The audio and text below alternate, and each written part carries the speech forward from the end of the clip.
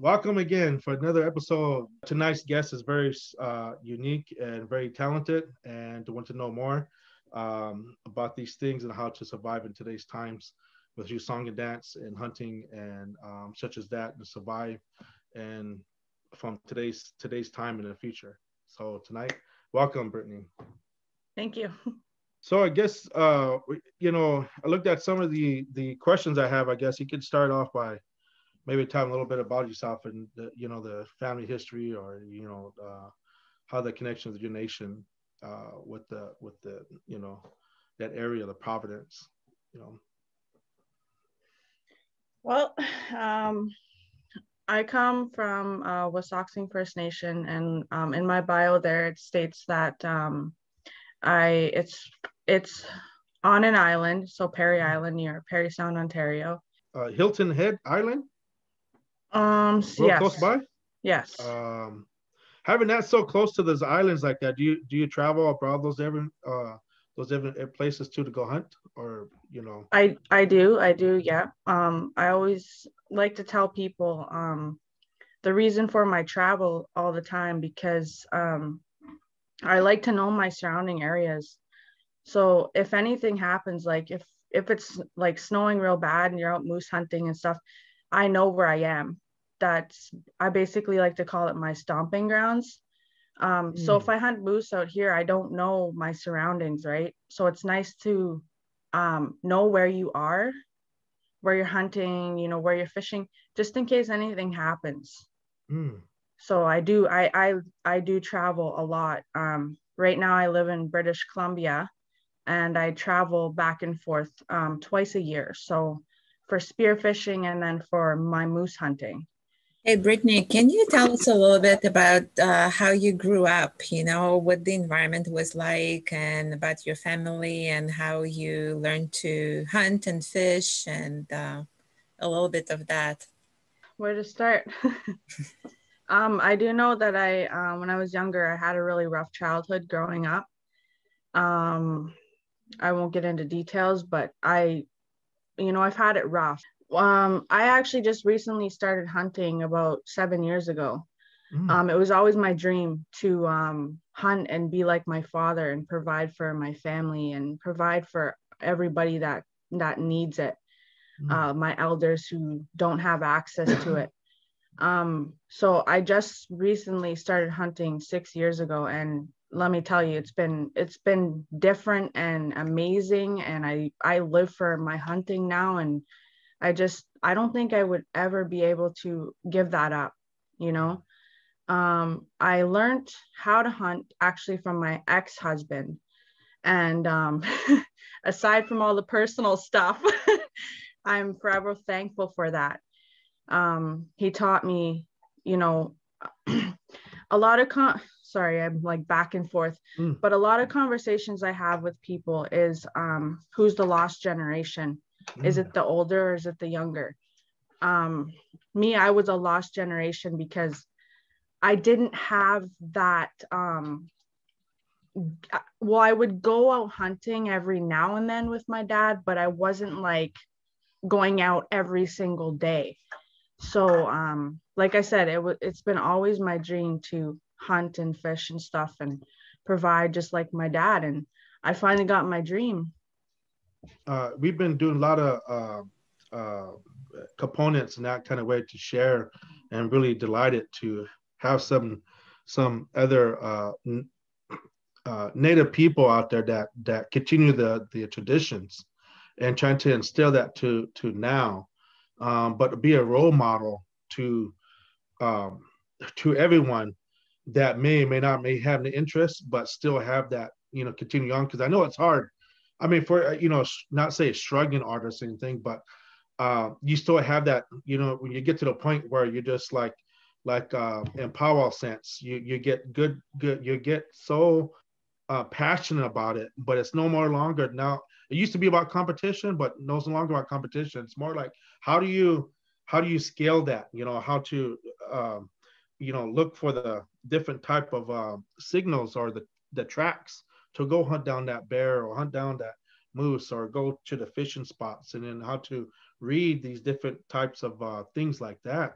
But today, excuse me, but today they have many of the nations right now, we're trying to, not say trying, we are doing that, such that the acts of possibilities and opportunities and being in action, I call it love in action, towards that direction of being a role model, and to collectively, it's really an honor to see another sister continue to do this. I just want to give a big old hug for that, applause. Thank you for that. And, I encourage you to keep doing that, because it's very vital to, with all the things that's going on with the knowledges of those things. You come back to my country, most of my people, some do, but some don't have the opportunity to experience those things, and and having that connection. So was your dad, like, was the grandparents and everybody involved, kind of share those things with you while you, like you said, you just started hunting at 6 years ago. How did you make your own bow, or did you buy one, or did you just, I actually bought my own bow. I started using a compound bow. I actually like them a lot better than what do you call those other bows? Crossbow. That's what it is. Crossbow, yes. Yeah, I don't like crossbows. I like using compound bows. Do you still I know that, how close are you to the bigger cities? Are you more in the woods side, or you near the city, or? Well, we live in Parksville, so we do live in a city. It's definitely a lot different. When I was living in Muskoka, I could just walk out into the bush, right? So I could go moose hunting anytime. I could take my firearm and just be like, okay, I'll be back later, bye, and then go, right? So It's definitely a lot different from when you're going from a bush scenery to the city. In Pausa, we're preparing for the future, like you were saying early on, that our youth, and then you got that certain generation. What's your understanding of that? How that looks like? For how, what components are we kind of engaging on? And how scaling on the youth, and then do you got programs? You get a website, or do you got a team, or are you just doing it by yourself?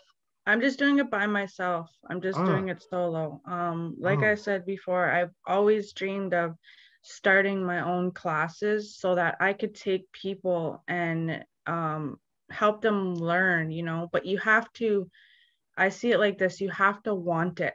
You have to want to be able to learn. Don't just go to go. You know what I mean? Go to enjoy it. Go, okay, I want to learn how to hunt for my family, so I'm going to go and I'm going to learn. I've always dreamed of having my own classes like that. That's good. But yeah, for the buffalo, is the moose the same thing as for your nation? Is it the same thing, like a buffalo to me? Do you use it for different things? Do you go from hunting and then skinning it and then making clothes out of it, or do you go through the full process, or tanning and everything, or? Yep, I make sure that everything on the moose is being used. Like I said, I have a lot. My family member, from my Achneepineskum side, which is my dad's side, they use the bones and stuff. And I go right by Thunder Bay and Callstock and Constance Lake and all of that, and we drop it all off to them, because they use it for teas. They use it for soup, anything. It's so good to them. They'll eat anything. My uncle Jeff from Ontario, he likes to eat the moose heart, so he takes it and he uses it. It's there's so many different things on an animal, right, that you could use it for, right? So, and then the hides, you can make drums out of it. A lot of meat is on a moose. I think you get 2,000 pounds worth of meat. Wow. We don't eat that much, but I have a lot of friends and family who can get, like I said, access to that. So when I'm coming through Canada, I hand it out like money, basically. That's great. So I like What kinds that. of tools do you need to process something that huge? How do you even process it? I can't even imagine. So, well, you need everything, let me tell you. last year I had gotten a cow. So when was it? Oh, he's not even there talking to the wall. Yeah. I forget when it was, but last year I had gotten my cow after 2 years of taking a break from hunting. I have gotten a cow, and well, we had been out for 2 weeks, 3 weeks, and I was getting kind of bored. Like, I wasn't really expecting to see anything. I was like, hey, I just want to go home. Like, nothing's gonna happen. Nothing's gonna happen. And my hopes were like gone by the end of this trip. So then what had happened was I was in the back of the truck, and I had my firearm beside me. My seatbelt was on and everything, and we were driving back and forth, and I was getting tired, and I was like, hey, I'm just gonna, sleep, have an hour nap or whatever. So my sister, she was driving, and she had pulled off into this little roundabout thing, and she had this little bottle of like moose juice, they call it. So she's like, I'm just gonna go out here and squirt some stuff around a little bit. So I said, okay. And she goes, I'm gonna do a couple calls and stuff. So I said, okay. I'm just gonna sleep. So she does all her little things, comes back into the truck, and we sit there for a minute. We sit there, and I'm sleeping, having such a peaceful sleep.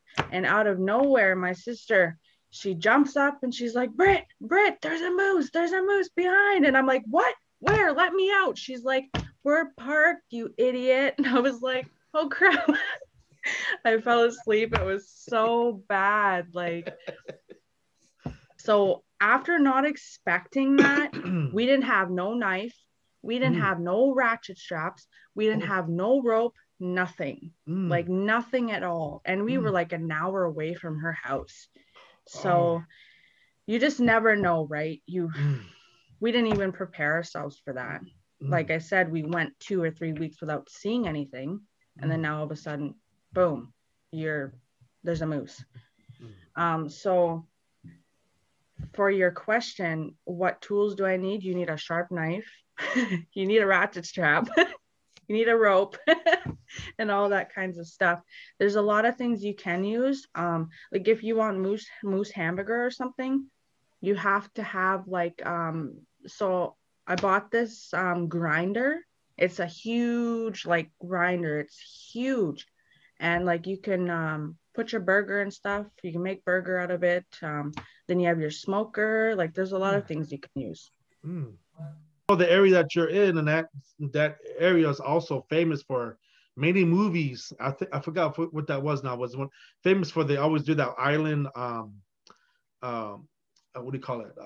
That trip, the whales, right? Yeah. And the moose, and they have that, that used to be a show that's real famous in Canada that would film there all the time. So those different islands, are you allowed to go to the other side? That's a very short break, but to go fish and stuff on that side too, all the way down. Usually I like to stay in my treaty area. So like my treaty area would be from let's see, probably from Port Severn to the other side of Sudbury. So it's probably like a 6-hour drive. So where I fish right in Port Severn. So it's right in my treaty area. And then moose hunting anywhere from Muskoka to Sudbury. So I'm in that treaty area. Like I said, I'm not really comfortable with anywhere else because I don't know my surroundings. So so Brittney, do you dance? Do you do any traditional dancing? Yes, I do. So tell us a little bit about that.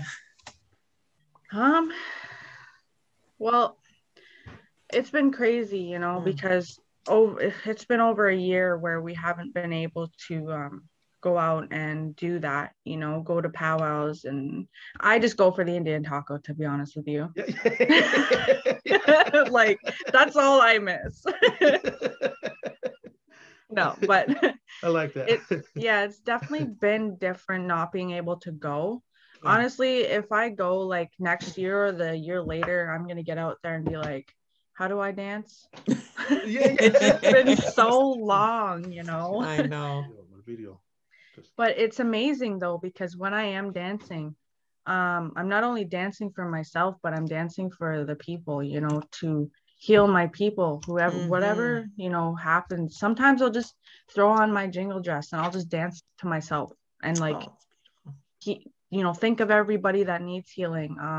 People that have passed on from COVID, you know, people that have, you know, have cancer or like, you know, have problems and stuff like that. Yes. So I'll just throw on my jingle dress. Like, I don't need a powwow. I'll just throw my stuff on and just jam by myself. Yes. The feeling that when I get is when I dance is amazing. And it's it just, I get so carried away sometimes. I'm all about my dancing and I just absolutely love it. Oh, it's beautiful. Delwyn, you could relate to that, right? Yes. Every now and then I kind of go into that nativeness of our heart that always beat to our people's nation's history and lineage that we come from. You know, sometimes I get into ceremonial time and I just kick out jams and start doing round dancing and or you know, things like that. You know, when I was younger, I had elders. My dad used to come at nighttime and they start playing guitar all night, singing all these different songs with different languages. And then I knew exactly when it was time to get up because they start singing the Lakota Morning Star song. You know, they welcome the new day. And my Unchino would be out there and he's like, oh, it's time to get your horse, you know, and the horse would be standing like that. And it was kind of strange because I never seen a horse like that, just stand still.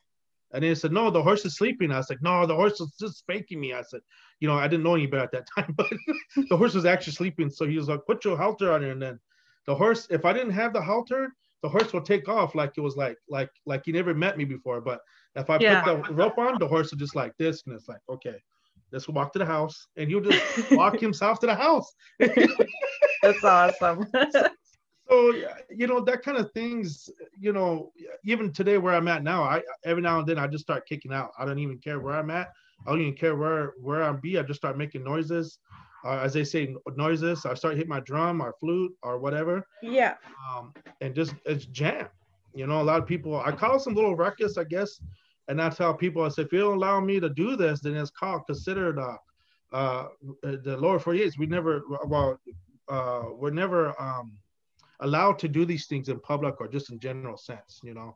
So I try to share with you know, those things with my daughter and everybody to share that even more, like trying to do it like much as possible. Even with this time, I you know, I put on my stuff. Sometimes some of the outfits I can't even fit no more because of COVID. But the dancing, you know, I'm in a process now trying to make some traditional buffalo headdresses for Olga and some other sisters and brothers that I do one day, hopefully that we can, I'm also creating something called a dance troupe, you know, with Pausa to go abroad. And some of my friends around the world are asking me to come back out there again. And I used to travel with the NBCs and stuff and do festivals and concerts and stuff, you know, and they're asking me to come back, but I just don't know who to, you know, so I'll be honored if we can work something out. We could probably travel together. Yeah, for sure. You know, and do the classes together up there or back here and bringing that bridge of nativeness. Oh, hello, CJ. Hi, everybody.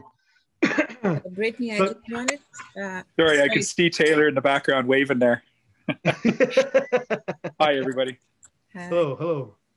Brittney, I just wanted to go back for a second to the topic when you said that you usually like to hunt at the areas that you know. I mean, what it is that's important to know about the landscape and the environment where you go.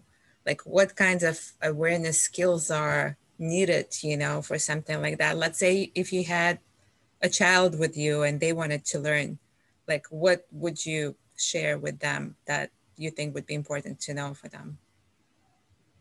Well, I have an 8-year-old daughter. She's been out with me a couple times. She's been out moose hunting with me. She sat with me on numerous, what you call as a run. So like you have your gunners dogging the moose towards me and stuff like that. She sat with me, and she's like asking me all these questions like, oh mommy, where do you shoot it, or stuff like that. And I just, the basic knowledge is what matters, right? The safety of it and everything. Safety means everything when you're out there. A scary thing that had happened to me is I was on a four-wheeler, but there was 6 of us, and there's 2 on the four-wheeler, and then the rest in the trailer on the back. So the ATV was pulling the trailer. One of my moose hunting men, they forgot to put their safety on, and he was wrestling around with it, doing whatever, and all of a sudden I hear kaboom like that, and my ears started ringing, and I looked up at the other guy and I said, am I okay? Am I shot? Like, am I okay? Because when you get wounded like that, you can't feel it, right? So like I said, safety means everything. I teach her about safety. She always asks me, about my firearms and stuff, and I just tell her, don't like ever touch it when I'm not around. I'd really prefer her not to touch it at all. I like to show her things on it, like, hey, this is where your safety is, because I want her to learn at such a young age. So that way she knows about it. And then when she's ready to, she can go out at any time she wants.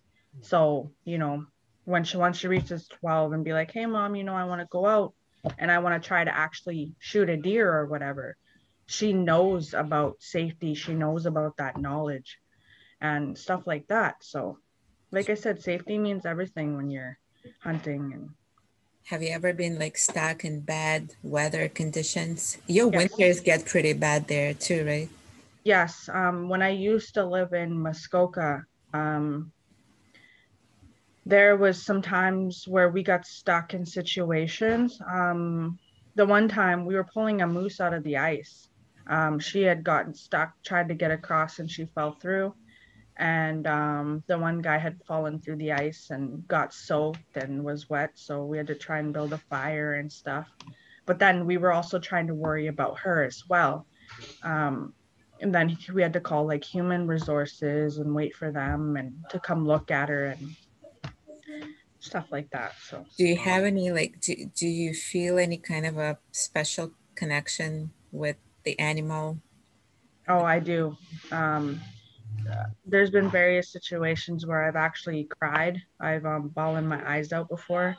Like the cow I got last year, I would never be able, because after taking that 2-year break, because I moved from Ontario to BC, I thought I was never going to be able to have that connection again with Mother Earth, or with any of the animals that I've hunted before, until I decided, okay, I'm gonna go back out and I'm gonna get back up and get out there again.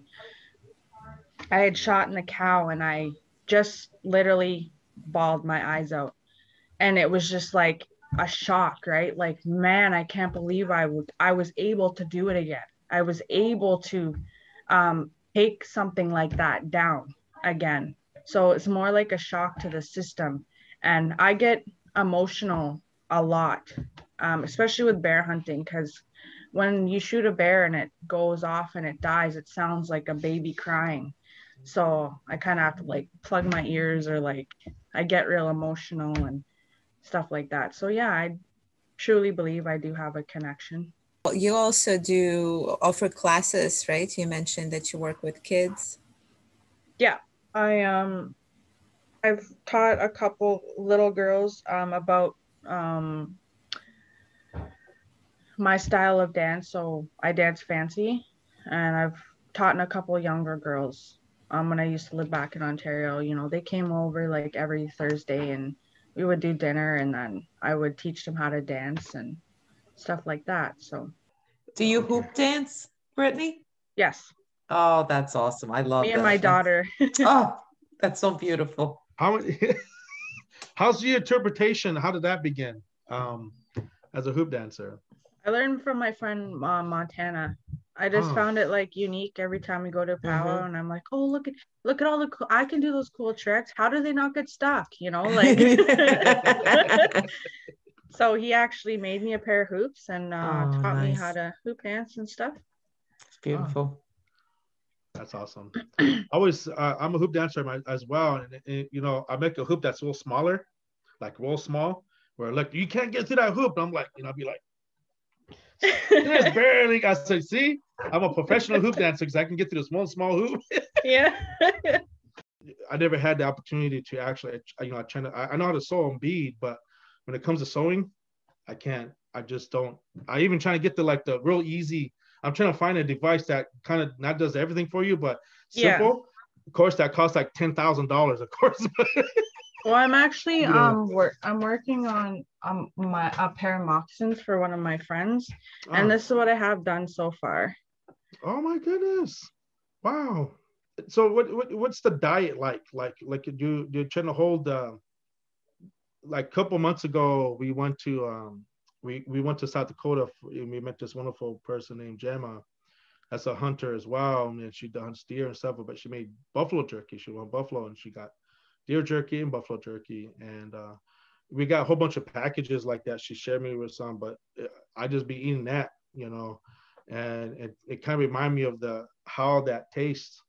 Took me back home, you know, and hunting that way, such way, you know, because, you know, first thing that we do is we cut the tongue out, you know, we cut the tongue out to eat, you know, put it in the fire and put some salt on it, you know, chop it away, you know, but, that, you know, as we travel around, but, you know, that kind of sense of that spirituality and that nativeness could get together.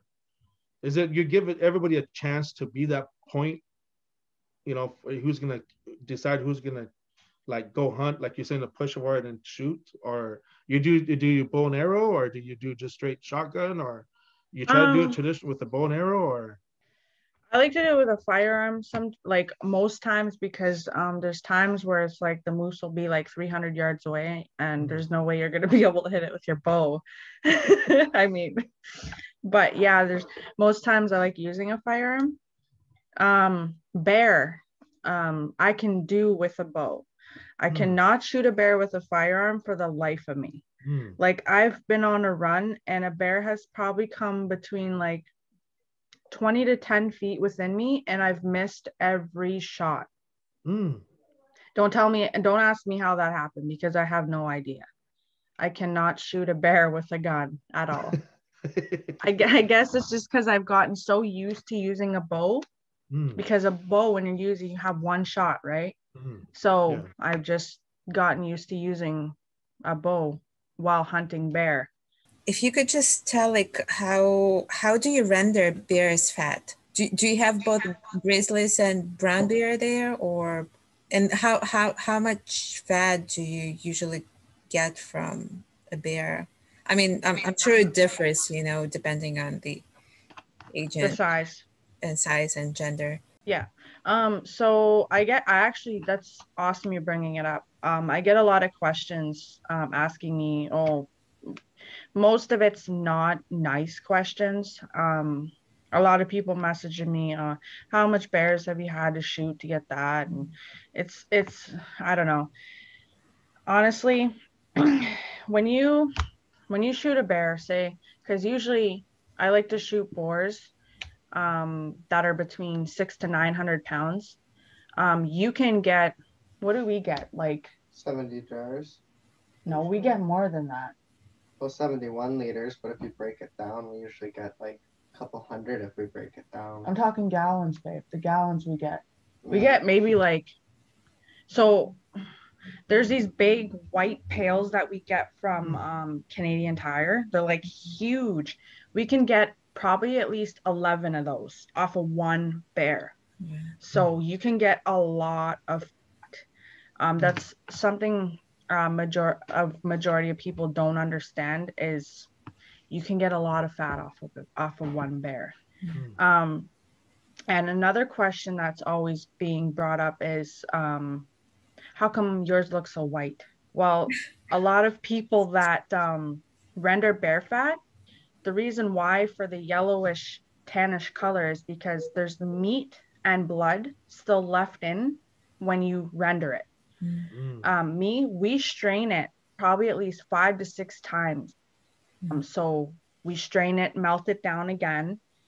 We have usually 2 pots on the go, so one for straining and then whatever.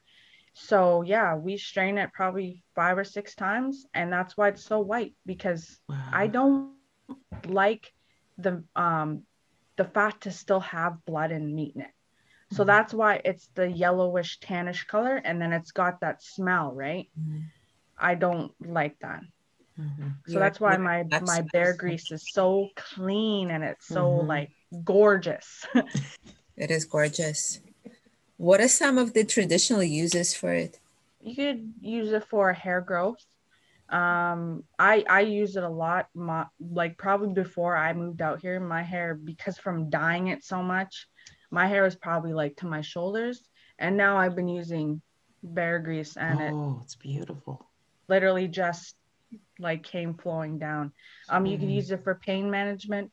I have a couple of pictures from a couple of my customers. They've had eczema, and you could tell she was just scratching at it, and like flesh, like she was digging, like there was literally a hole in her arm. And then she sent me a picture a week later, and it was completely flat, and it was like normal skin again. I had a rash for over a year, and I used some bear grease on it, and in 3 days it was gone and never came back. That's the truth. Yeah, that's the truth. I need to get some bear grease then. Yeah. All right, Delwyn, let's place an order now. Yeah, place an order, Maria. I appreciate it. What are you doing with the hide and the claws and stuff? So I have a customer who orders a large quantity of bear grease for her business as well. So she requests like the claws and stuff, you know, she uses it for her ceremonial purposes and whatnot. The hide goes to my friend who lives here. He does all like the tanning and everything, like making drums and stuff like that. So that's cool. That's wonderful. It's really fun to see other natives have businesses, but also the true from start to finish. You know, exactly. Yes. One thing I do like to mention is, I don't know if you guys believe in sport hunting. I don't believe in none of that. Like, I don't believe in sport hunting. I do get into a lot of arguments with other hunters who like to stand there and argue about sport hunting. The way I look at it is both sides, it's when both sides have an equal chance. So I don't know. I don't use it for sport wise, like just to shoot it and stuff like that. Like we see on Facebook, or I just get so upset. Like, how can somebody do that? Especially knowing my ways of life and traditional surroundings and animals and all of that. It's crazy how much stuff you see.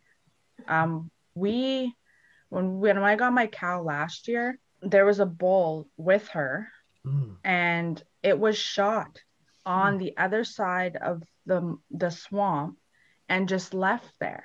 And it blew my mind. I was like, how can somebody be so heartless and do that, right? And most of it's just for sport hunting, because they took the rack and left the body. All the meat. And the meat, everything went to, like, it was just rotten. Well, I was taught we're all that is our relatives, so we're supposed to treat them with respect. That's what I was taught. That's ongoing scenarios with the game and fish and parks rangers, and trying to be more active in that kind of sense as an advocate to share those traditions.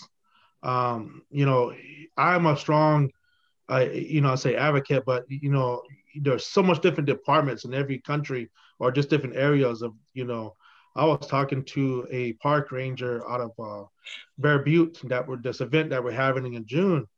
And we got to talking, and we was talking about some traditions like that in hunting, and where people just shoot. and then just leave the deer there, or leave the, just, take the rack, but just leave the body there. So it's just laying there on the road, just left there, and I was telling someone, this is where some of you has got to be even a little bit more when they get a chance to share more about that, and that park rangers, with them, kind of be, not say, make it a direct thing, but just kind of let them aware that, natives can come in before they go hunting, because they have to get their tags. They have to put their names on a list before they can go into that territory to go hunt, and then you got your treaty area, territorial places. So you got two components there that I don't know if who did it for, who can do it in that area. Maybe you can, maybe look into that. Maybe, I don't know. But that's just another opportunity. This park ranger was telling me, was sharing with me, that he needs somebody like me to come there and share knowledges like that with the hunters.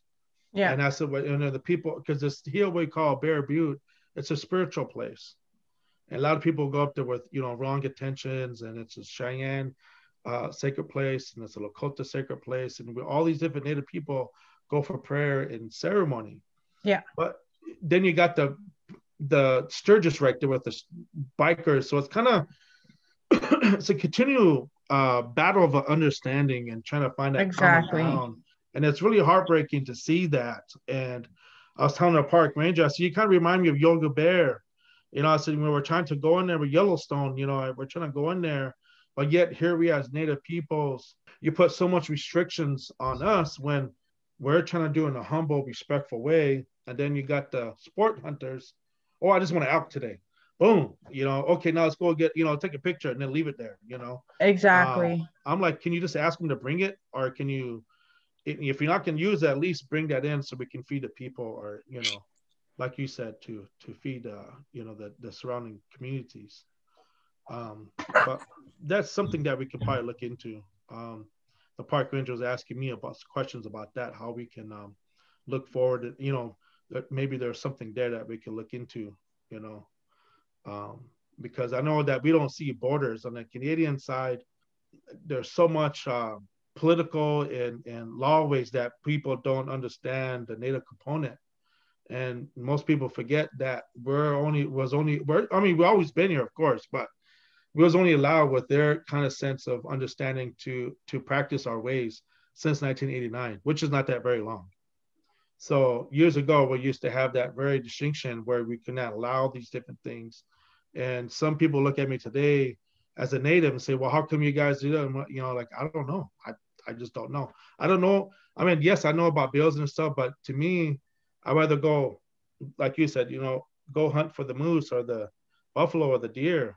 That way, that's how I understand, so our family can survive. Exactly. Not this way, because this way it's so much stress, and it brings so much negative towards you for a shelter.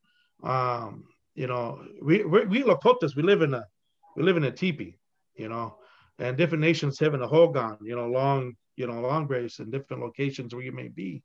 But another component that we're trying to do as well is put those homes in those different lands. You can actually put a teepee back up again.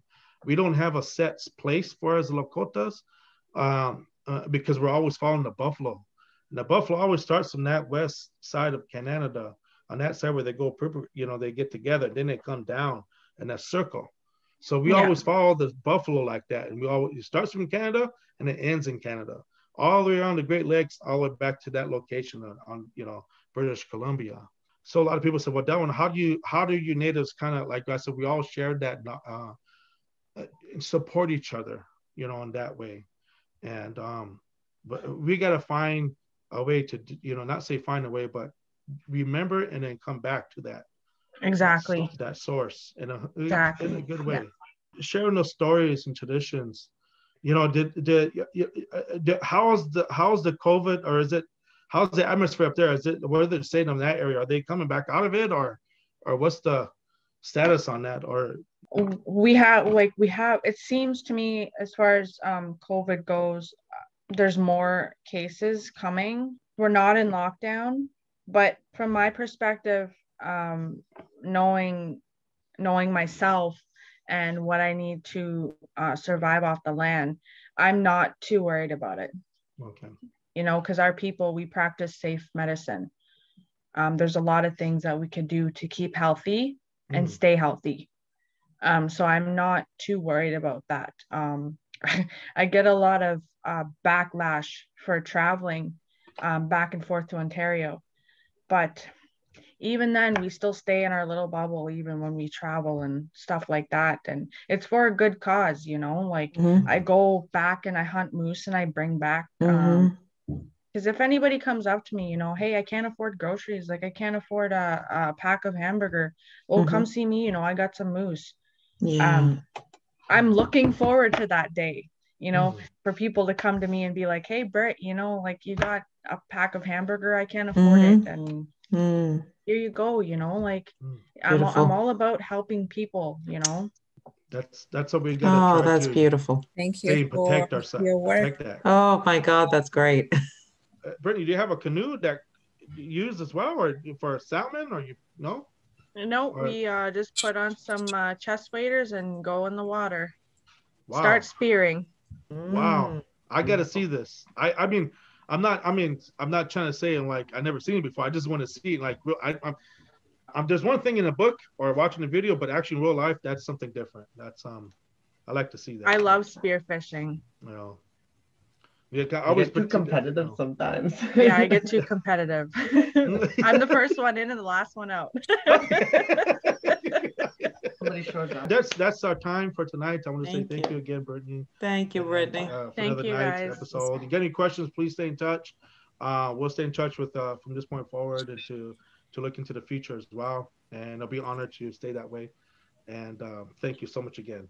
Yeah. Enjoy, Thank everybody. you. Another episode. Miigwech. Miigwech.